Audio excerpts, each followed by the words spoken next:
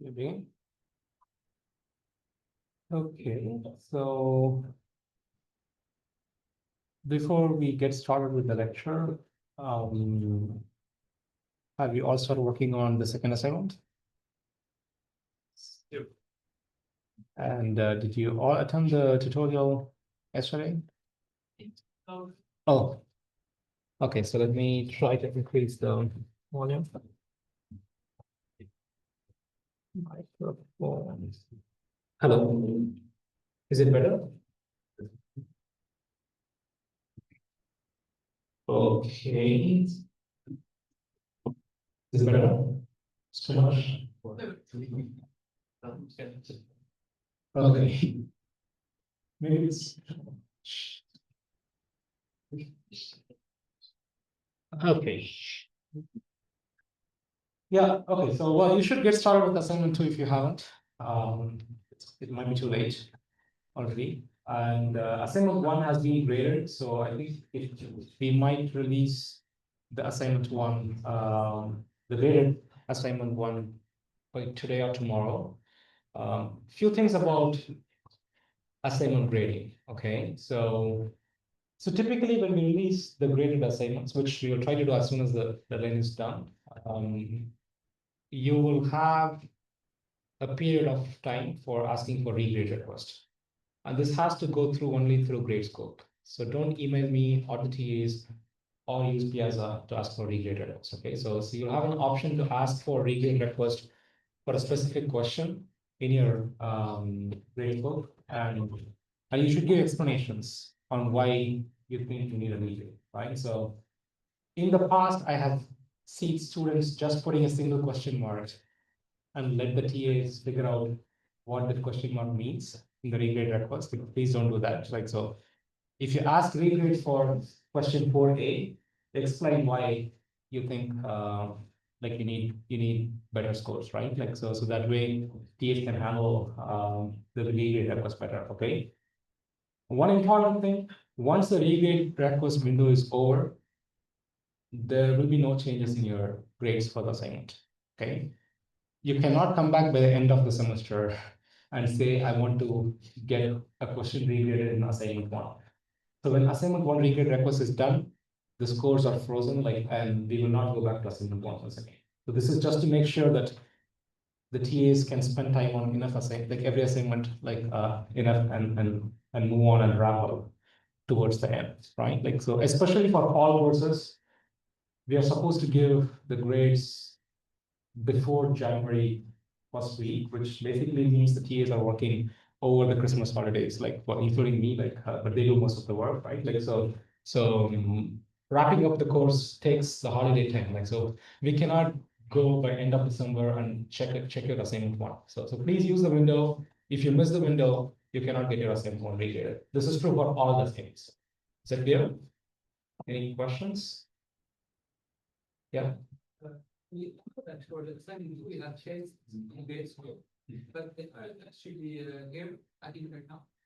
The TA is going to put it out soon, so he's almost there. So it will be out anytime.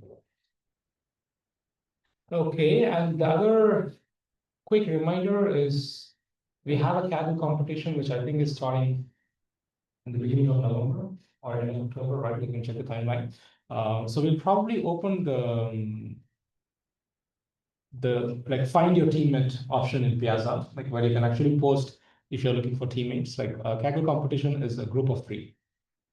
Okay, so it has to be a group of 3. You cannot do it as just 1 or 2 students. Like, it's a large class. You don't want to grade too many individual reports. So you have to find 2 more teammates. Like, if you already have teammates, it's good. Like, if you don't have teammates, like, there will be an option in Piazza where you can search for teammates. And you should start doing that now so that you have your teammate before the last week of October. And the most important thing to know is you all 3 will get the same grade, no matter who did what. Okay, so it is your responsibility to find responsive, collaborative teammates, like who would work with you. Like, so, like, because every year we get complaints that one of my teammates disappeared. Try to resolve these things in the first couple of weeks, not November 29th.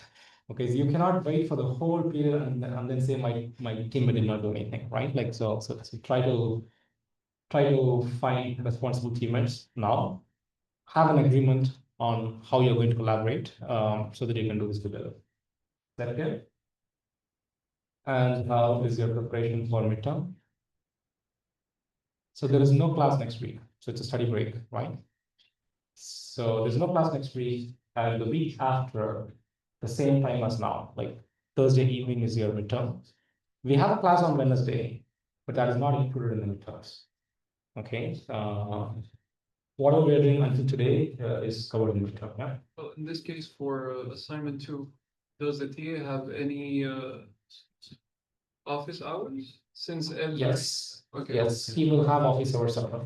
Okay. Okay, shall we begin? Okay, so last week we started getting into the details of different ways of doing classification, right? So can someone explain to me what are the three families of classification algorithms we discussed last week?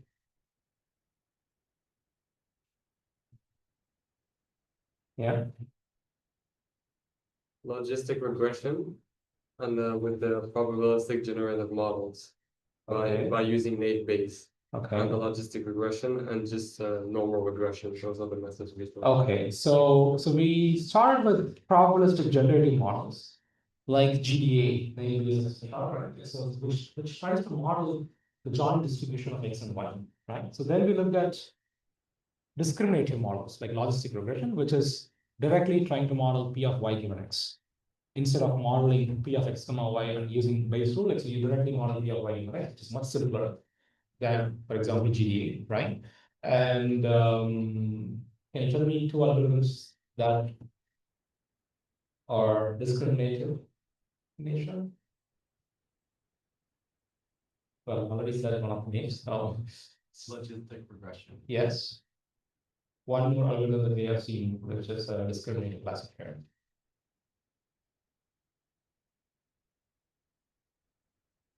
Yeah.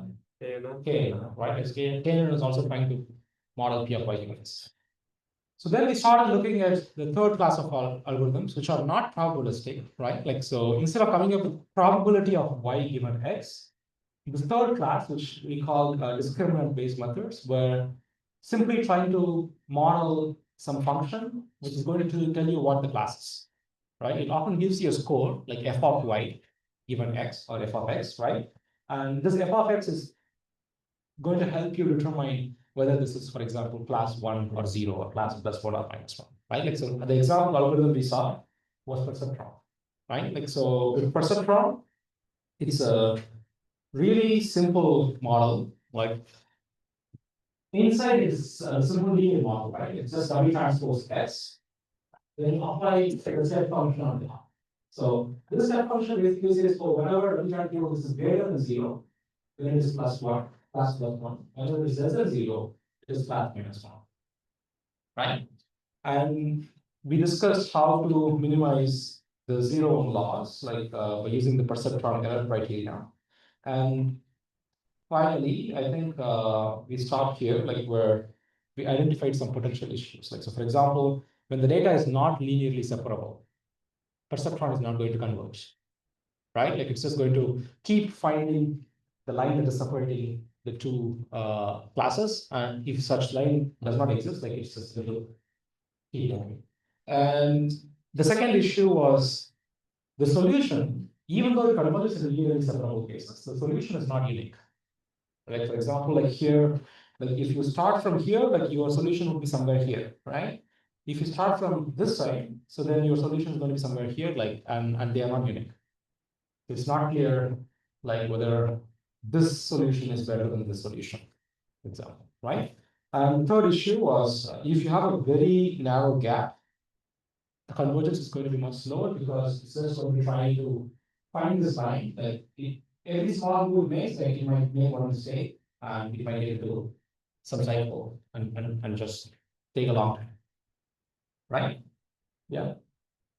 where the decision trees is are they like more dispersed models and which models? Decision trees. Okay, well, we are going to talk about decision trees in the next lecture. So, well, I would have asked this question after teaching decision trees. So maybe I'll answer that, or you will answer that next in the next lecture. Okay. So the question was whether decision trees are discriminative. So we will figure it out when we look at decision trees. Okay. So is this clear? Like these are the potential issues with perceptron, and like today, the whole lecture is going to be about fixing these issues, like and get a better discriminant based method. Is that clear? Okay. So let's get started.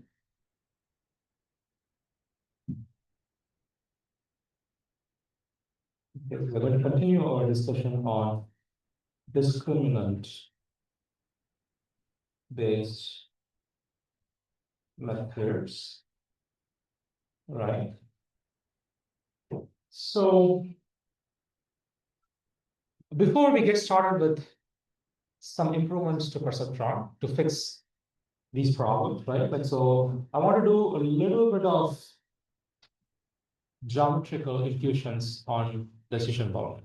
Okay, so we'll talk about the decision boundary itself.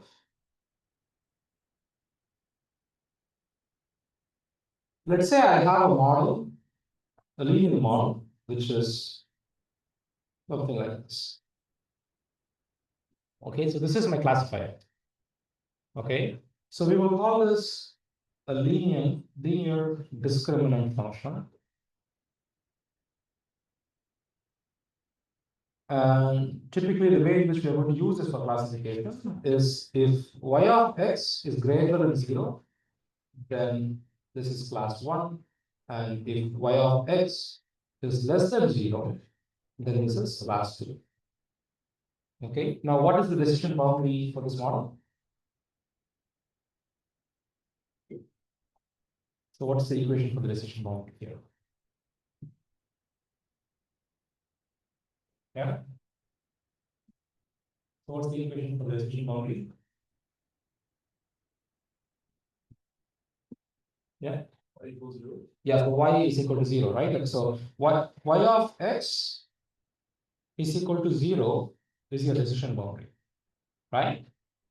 So this I can write as w transpose x plus w0 is equal to 0. So this is basically the equation of line, right? So this line is my decision boundary. Like, so anything that is above this line is one class, anything that is below this line is another class, right? Okay, so now what we are going to do for the next 5 minutes is to understand how W and W0, the parameters of the model, affect this line. Okay, so how does it change the line, like, and what's their role in classification, right? Okay, so let's say I have two features. This one is 2, and let's say this is my decision boundary. Okay, the decision boundary is y is equal to 0.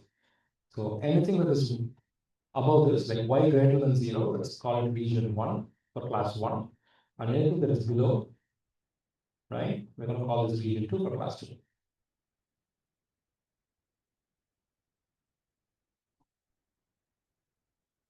Is that clear? Okay, so now the W vector, okay, maybe for the W vector, like, so let's take two random points in this decision boundary. I'm going to take 2 points, xa and xb. Okay, so these are points in the decision boundary. Now, what can you tell about y of xa? Yeah, 0. It's in the decision boundary, right? So which means y of xa should be equal to 0, because the equation of the line is y of xa is equal to 0, right? So for any point in the line, like y of xa is going to be 0. Okay, so this means w transpose xa plus w0 is equal to 0, right? Now what can you say about y of xb? Someone else? 0 as well, because it's also lying on the same decision boundaries. This is also 0. So which means W transpose XB plus W0 is equal to 0, right? So now I can just equate these two things. So W transpose XA plus W0 is equal to W transpose XB plus W0. Okay, I can write this as W transpose XA minus XB is equal to 0. Is that right? Now, what does this mean geometrically? So what does it mean when I say W transpose XA minus XB is 0? So XA minus XB is basically the equation of the line, right? So this is the equation of the decision boundary. Now, I'm saying you that W transpose the decision boundary is 0, which means the decision boundary is orthogonal to W, right? So the conclusion here is the decision surface or boundary or line is perpendicular to W. Okay, so this means my decision, like the W vector, right? It's going to look something like this. So we don't know the exact length of it, but it's going to look something like this. Okay, so as the W vector changes, let's say you're doing gradient descent. So when you do gradient descent, you're changing the W, right? As you change the W, right? As you slowly change the W, the decision boundary is also going to shift because it has to be perpendicular to W, right? So that is the role of W actually. So the parameter W is essentially deciding the direction in which your decision boundary lies. So you can keep moving your decision boundary by just changing W. Is that clear? Any questions? So that is our first observation. Okay. Now let me draw the figure once again. Okay, so x1, x2, and I have y is equal to 0. This is y is greater than 0. And this is y, sorry, y is less than 0. Okay, so now we know that my W is going to be, if I tell you this is my decision boundary, we know that W is going to be perpendicular to that, right? So this is my W, right? Okay, so now I'm going to take a point x dash in this line, the decision line, okay, which is basically the point on the decision surface that is closest to the origin.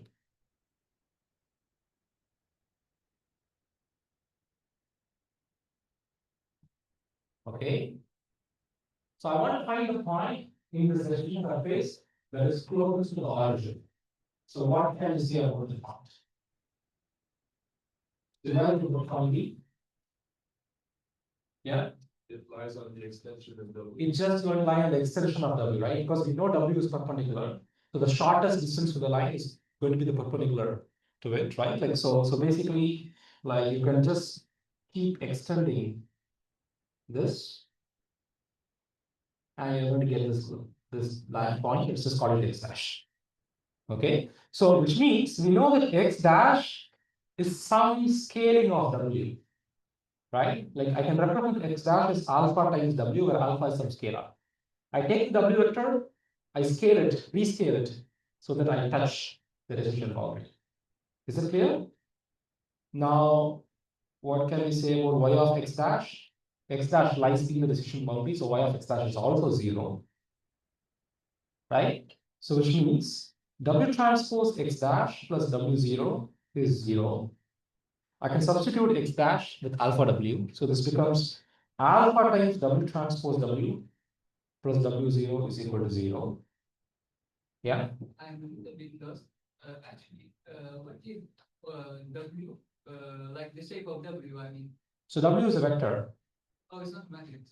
No, it's a vector. Okay, so when you say x dash equals alpha times w, so what is w is the So you're multiplying a vector by a scalar. So essentially you are rescaling the vector. okay, so w is like perpendicular line. Yes. Okay. So this means that alpha is basically minus w0 by this. Is it clear?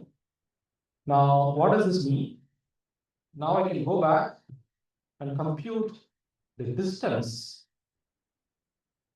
x dash. No, so the distance of x dash from the origin. Okay. So this is basically alpha w, which is alpha times w, which can be written as minus w by w square w, which is minus w0 by just. Okay. Now, what does this mean? This means that this distance, right, is actually controlled by w0, the bias term. Okay, so the bias term w0 helps you to move the line from or like away from or towards the origin. Is that clear? So the decision, sorry. So the displacement of the boundary is controlled by the bias. Okay. So typically when you have a model like W transpose X W0, so now these two slides tell us that okay, W is going to decide the direction. Like your line, the decision surface is going to keep moving depending on the value of W, right? So once you decide the direction, the displacement is going to be decided by the bias. Is that clear? Any question? Okay, so these are useful information to know. We're going to use this in developing your algorithms. Yeah. For the displacement, you mean the light? The displacement is like how far is this line from the origin? Okay. So basically the distance of extraction. Okay. So now the third equation I want to think about is, let's say I give a value x and I get some y of x. It's not 0. It is some number. Is there a meaning for this number? Like if I get y of x to be 10, what does it mean? If I get y of x to be 30, what does it mean? If I get y of x to be minus 20, what does it mean? Right? Like is there a meaning for these numbers? Okay, so we're gonna figure out if there's a meaning for these numbers. So let me redraw the picture once again.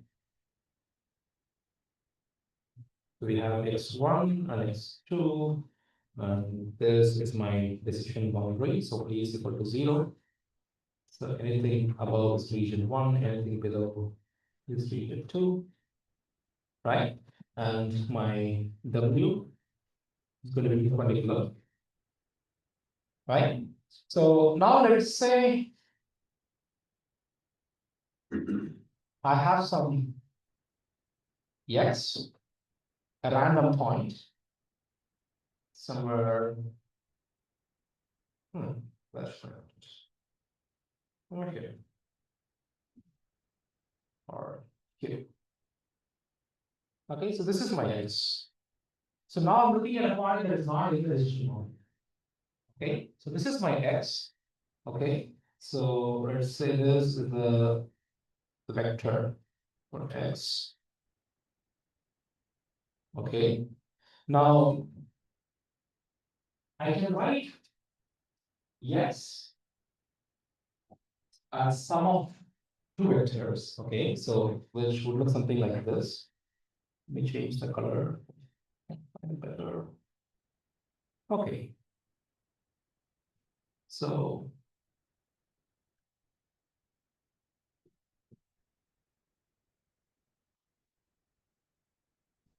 right, I can reference to this vector as simply sum of these two vectors. And this vector is similar to this. So this is perpendicular to the line, and this is something else. We don't know what it is, right? So I can write the x as x perpendicular. Okay, so this is x perpendicular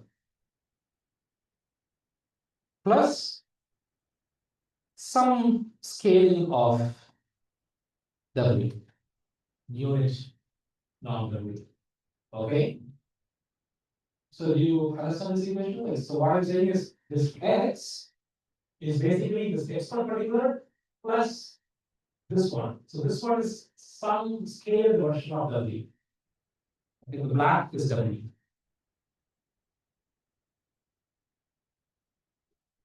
Okay, yeah. Yeah. Random x on the decision boundary. It's not a random x, so that is actually the order of projection of x. It's the right, this line is perpendicular to this one. Okay. Okay. So let me change the columns. Okay. So now I'm going to do some simple algebraic manipulations here. Like, so I can multiply everything left and right by w. Okay, so then this becomes w transpose x is equal to w transpose x perpendicular plus r times w transpose w by w. Okay, so then I'm going to add plus w0 in both sides. So this becomes w transpose x plus w0 is equal to w transpose x perpendicular plus w0 plus r w transpose w by w. Okay, now I can write this as y of x, right? Similarly, I can write this as y of x perpendicular plus r w transpose w by this. Y of x is going to be something that is not zero, right? But we know that y of x perpendicular has to be zero because x perpendicular lies in the decision boundary. So this is going to be 0 plus r w transpose w by x. Okay, so which means y of x is basically r times, or I can write r as sorry, y of x by this. So what does this mean? This actually means that r, which is basically this distance, right, is what y of x represents. So if y of x is higher, it just means that the point is actually farther from the decision boundary. If y of x is smaller, the point is closer to the decision boundary. Is that clear? So now we have understood the meaning of every component in a simple linear classifier, right? Like, so you have w transpose x plus w0, where w decides the direction of the decision boundary, and w0 decides the displacement of the decision boundary, and the actual value, the w transpose x plus w0, the value decides or determines, like, so how far is this point from the decision boundary? Is that clear? Okay. It looks like a random fact, but we're going to use these facts. So now let's go back to perceptrons issues, right? So what was the first issue with first issue was much harder. The first issue was it doesn't converge for non-linear separable problems, right?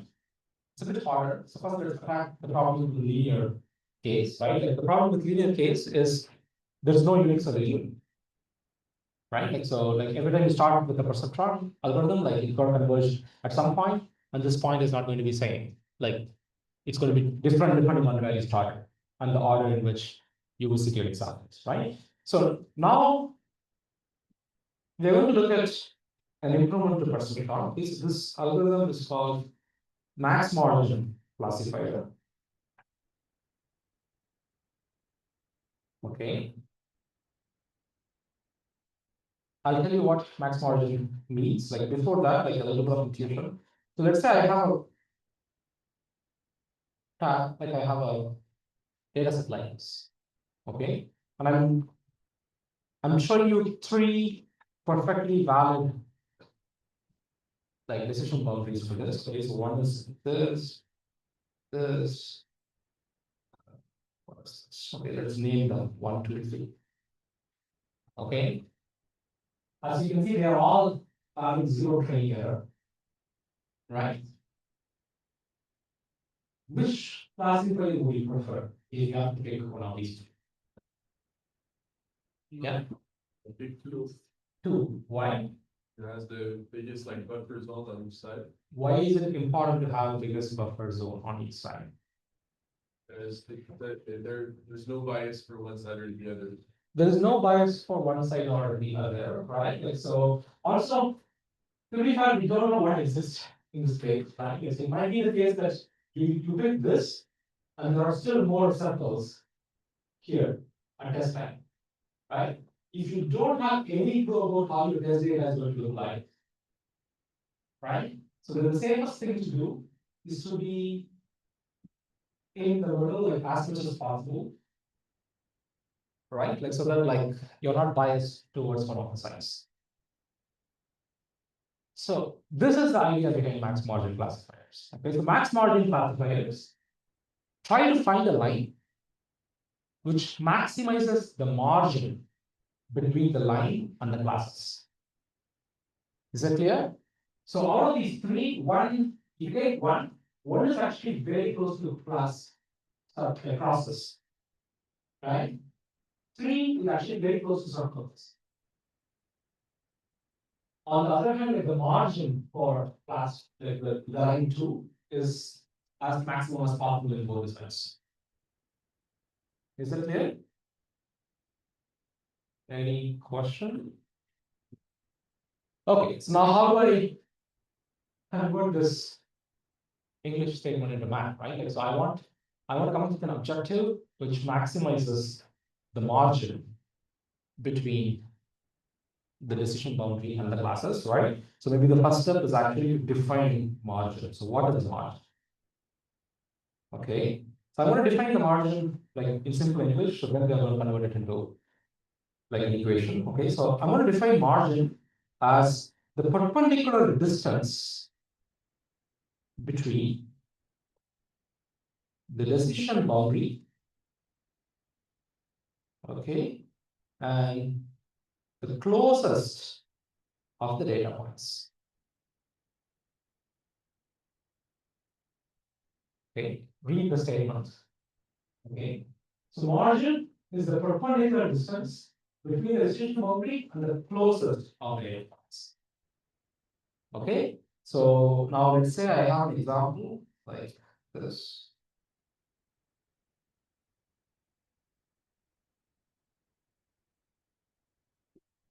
Okay, now what is the closest data point for this decision boundary? Circle. The circle, right? The closest data point for this line is the circle. So which means margin is the perpendicular distance between these two data points. Is that clear? And we know how to compute this perpendicular distance, right? So once I tell you this is the point, this is the point, this is the line, you can use basic facts from the down sheet to come up with the perpendicular distance between the two, right? So let's do that so that we have an equation for margin. So before we do that, like I want to make this assumption that we are looking for a decision boundary that's perfectly separated, right? If the decision boundary is perfectly separating everything, then Tn times y of xn is going to be greater than 0 for all n. Is that true? So Tn is the target, y is model prediction. If it is perfectly classified, then whenever T is plus 1, y should be greater than 0. Whenever T is minus 1, y should be less than 0. So minus and minus is plus, right? Okay, so this is going to be true for all here, right? So now the distance of a point xn to the decision surface, okay, is given by, well, we already have the equation for this from here, right? So we already derived this equation in the geometrical properties. Like so, I can directly write this as Tn y of xn divided by the norm of W. Okay, so this can be written as Tn W transpose phi of xn plus b by 2. Okay, so the model is W transpose phi of xn because we're using the basis functions plus bias. Is that clear? So this is the definition of the perpendicular distance. Okay, so now I can write the equation for margin. So margin, I'm going to repeat the definition. Can you repeat where we got the equation from? Sorry? Can you repeat where we got this equation? Oh, so this is, we are looking for the perpendicular distance of a point to the decision surface, which we derived here, right? So R is the perpendicular distance. So it's y of x by w. So and let's look here. Okay, so now I'm going to rewrite the definition for margin, which is basically the perpendicular distance to the closest point xn from the data set. Now this is not an easy thing to compute. Okay, like I actually need to search for it. Like so I need to find, I need to compute, I need to check every data point, find the perpendicular distance, and pick the one which has the minimum like perpendicular distance, right? Like which means I need to find parameters w and b, okay, which maximizes the margin, okay, but the margin is defined as minimum of or n of p of n w transpose p of x plus b by. Is this clear? So margin, to compute margin, you need to solve this minimization problem. You have to pick every example, yes, and compute the perpendicular distance. Pick the example which has the minimum perpendicular distance. This is the margin, right? So then you maximize this margin. Yeah, question. What did you say? It was difficult to compute? Well, difficult doesn't like it's not a one-step thing. You need to check this for every example, right? But why you said it was like there's a lot of points. Yeah, if you have a lot of points, you're going through all the points, right? The reason why I'm saying this is difficult is that think about it. So you have an outer loop for maximization and inner loop of minimization. Right? So in gradient descent, you have an outer loop which is taking update steps, but then every update step is just constant, right? So it's not true here. Right? So if every step of the maximization process actually have to solve the minimization problem because when you change W a little bit, you need to go back and recompute the perpendicular distance for every data point.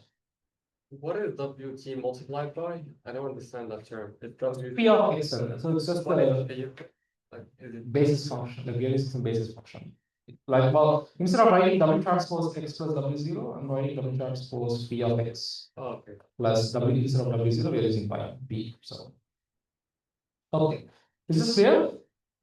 So now the minimization, like all the terms have a common denominator. I can just take it out. It doesn't matter, right? So I can write this as R max WB 1 over W minimum of n Tn W transpose P of x n plus P.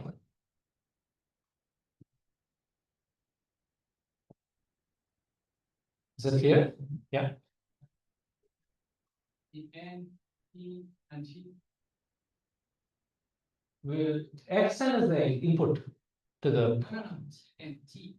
Oh, Tn is the target. So instead of using x comma y, we are using x comma t. T is a target, it's a class. So Tn is either +1 or -1. And why does it matter? Because that's choosing the meaning, just not putting anyway. Yes. So this is just to make sure that like you get a positive term, right? Like, so the distance you don't need a negative term. Like if this in the -1 side, this term will become positive.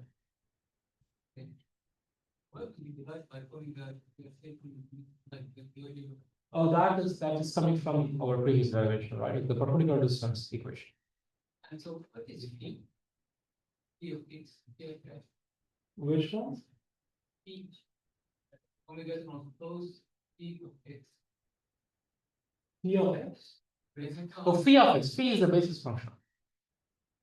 Okay, I think several of you forgot basis functions. Yeah. Why do we minimize n? Oh, you're finding the closest data point. So n is the index of the data points, right? Okay, maybe I will repeat the setup once again. So we have a classification problem where we have a bunch of examples, x1, t1, x2, t2, all the way to xn, tn. This is my data set, right? And tn can be either +1 or -1. Okay. And we are also assuming that we use some basis functions to represent the data. So the linear model, which we will typically write like this, we are writing this as W transpose phi of xn plus, well, you could do W0 by doing by, that's it. Like, so it's the same linear model that we have been using so far.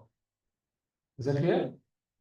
Okay, now let's go back to this, right? And so now this is what we should do. Like, so if you want to find the max margin classifier, then you need to find these parameters W and B, which maximizes the margin, and the margin itself is defined as an image R.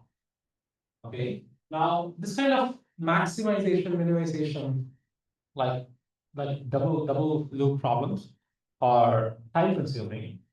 Well, you could do it, but it's time consuming, right? Like, so what we are going to do is to see if we can make this objective a bit more easier to solve. Okay. Now to do that, I'm gonna make an observation that if I restate W to some k times W and B to some k times B, okay, then the distance from any point xn to the decision surface is unchanged. Okay, I'll prove this, but the statement is, if I do some rescaling, same rescaling for both W and B, then the distance of a point xn from the decision boundary is not changed. Okay, so we can prove this. So I can take T of n y of xn by w, which is the decision distance, right? This is the definite equation for the distance, right? Now what I'm going to do is T of n times, let's expand this, so it's W transpose P of xn plus B, okay, by W. I'm going to scale, okay, so scale by K. So this will become T of n times KW transpose P of xn plus KB. Okay, I'm scaling both W and B divided by K times. Okay, I can take K out in the numerator, so this becomes Tm times K times W transpose phi of xn plus B divided by K times W. This is cancelled, so this essentially becomes T of n y of xn by W. Right? So as you can see here, if I scale both W and B by K, then it basically cancels out. So the distance of a point doesn't change. Is that clear? Now, how can we make use of this assumption? Like this observation, right? Like, so I'm going to make use of this observation, and I'm going to change W and B in such a way that the closest data point always has distance of 1. Okay, I can play with W and B in such a way that the distance of the closest data point is always 1. So with this formulation, we don't need to do like extra work here. Okay, so we are anchoring our definition with some canonical representation. So I'm going to say that, oh, we are going to make T of n W transpose phi of xn plus b is equal to 1 for the closest point. So this means T of n times W transpose phi of xn plus b is going to be greater than or equal to 1 for n equal to 1 to. Right? So I'm going to rescale my parameters in such a way that this T of n times W transpose phi of xn plus b, T of n times xn is equal to 1 for the closest point. Then for all the other points, it has to be greater than or equal to 1. Right? So whenever T of n times y of xn is equal to 1, right? We're going to say that this means our constraint is active, and whenever T of n y of xn is not equal to 1, then the constraint is inactive. Okay, so I'll tell you why this is useful. So let's take an example. So let's say I have a bunch of data points like this.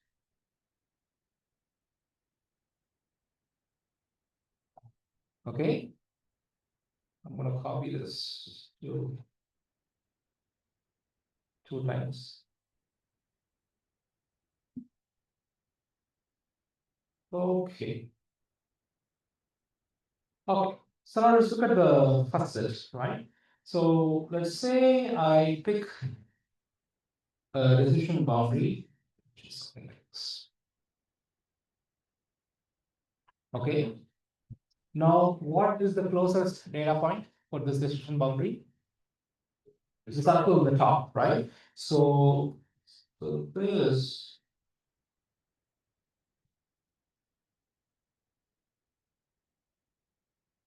okay. Now, what will, sorry. Now, what will be this distance?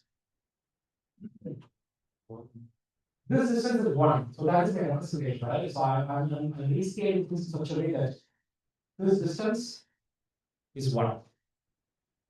Yeah. So we are, how do we fix the distance to 1? That is the part we need to do in the optimization. Like if we can do that, we are seeing like how this is going to work. We are moving the decision Yes. boundary Yes. to closest. And we are also rescaling it. So we know the closest point. No. Well, we'll come to that. So we'll come to how to set this up. Like we'll come to that. Okay. So we are still not in the learning part. Okay. So this is 1. Now let's look at the closest data point in the other side. So this is the closest data point in the other side, right? So this distance. So what can you say about this distance? It has to be greater than 1, right? This is greater than 1. So now let's say I try like changing this decision boundary a little bit to the left or right or down, like to figure out max quantity. Okay. What would happen when you have a max quantity classifier?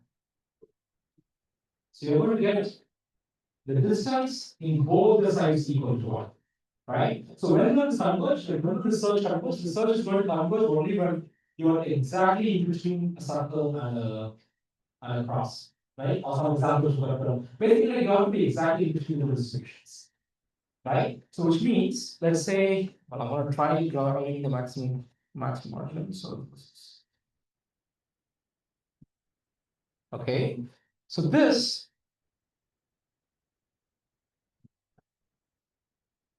Okay, well, maybe it's not exactly correct, but like, so this two distance has to be exactly same, right? Like, which means there are two closest data points, not just one.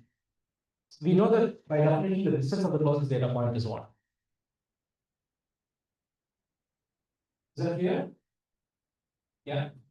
Just consider something, what was the point of the rescaling you mentioned before? So the rescaling is just to make sure that the closest data point has the student one. Okay. Okay, now we still haven't figured out how to go from here to here.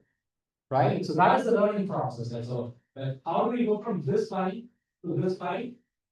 We will talk about it. We have to break. Okay. For now, what I want you to understand is if you're searching for a line that is exactly dividing the two distributions, right? Like, so in the middle, like something that is max margin. The moment you find the max margin decision boundary, you will have at least two closest data points. I'm saying at least two, because it might be the case that there is another circle here. Or maybe there is another cross here. Right? So you could have more than one data point lying in this boundary. Okay, so the statement I want to make here is when this max margin classification algorithm converges, you're going to get a decision boundary. And you will have at least two closest data points, like one on each side. Is that clear? Yeah. The distance can be shorter than one. No, so that's the canonical form, right? Like so we define the problem in such a way that the closest distance is one. So everything else is greater than one.